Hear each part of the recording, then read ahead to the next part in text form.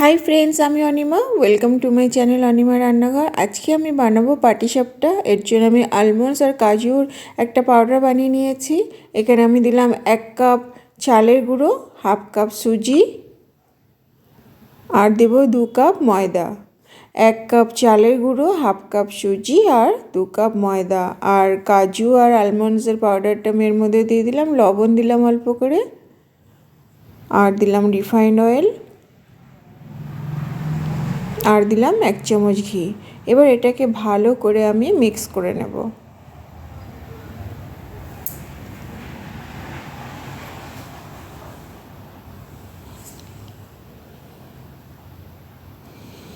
এবার আমি এর মধ্যে দুধ দিয়ে দিলাম।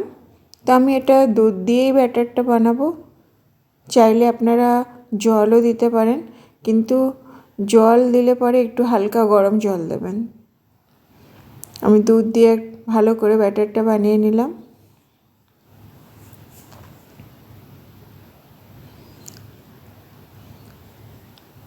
এবার এর মধ্যে আমি দেব পাটালি গুড়। চাইলে আপনি চিনি দিয়েও করতে পারেন। তো আমি এই শীতের সময় তো পাটালি গুড় ফেমাস হলো, তো আমি পাটালি গুড় দিয়েই বানাচ্ছি। এবার ভালো করে এটাকে আমি মিক্স আপ করে নেব। দেখুন আমার ব্যাটারটা পুরো রেডি।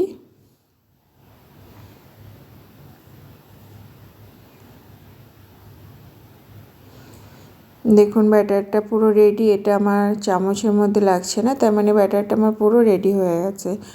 এবার আমি পাটিসাপটাটা বানাবো। আমি এখানে একটা ফ্রাই প্যান বসিয়ে দিয়েছি।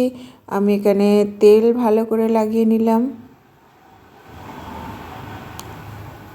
এবার যে ব্যাটারটা আমি বানিয়েছি এটা আমি দিয়ে দিলাম ফ্রাই প্যানের মধ্যে।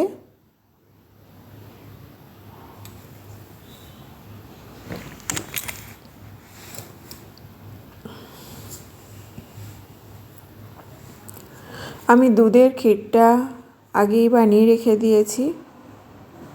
এর মধ্যে আমি দিলাম দুধের ক্ষীর।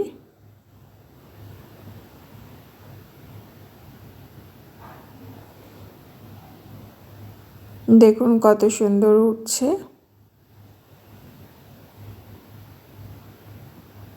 তেমনি করে আমি একে একে সব পাটিসাপটাগুলো বানিয়ে নেব।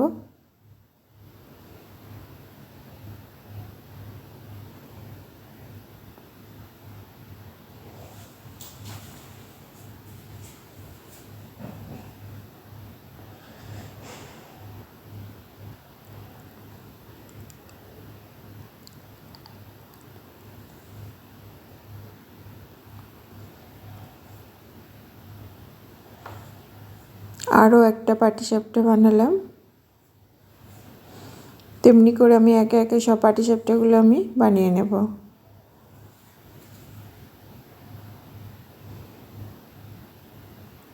এই খেজুরে গুড় দিয়ে পাটিসাপটা খেতে অসাধারণ হয়।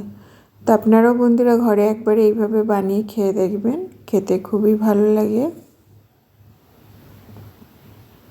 আমার এই ভিডিওটি যদি ভালো লাগে তো একটা লাইক, কমেন্ট, শেয়ার, সাবস্ক্রাইব অবশ্যই করবেন।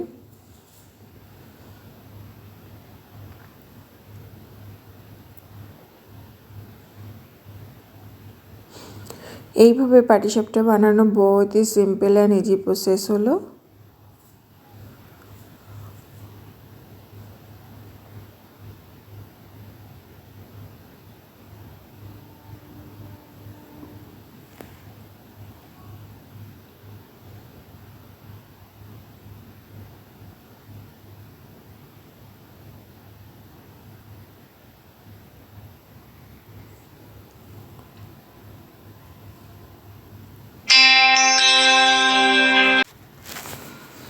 তো আমার পাটিসাপটা পুরো রেডি।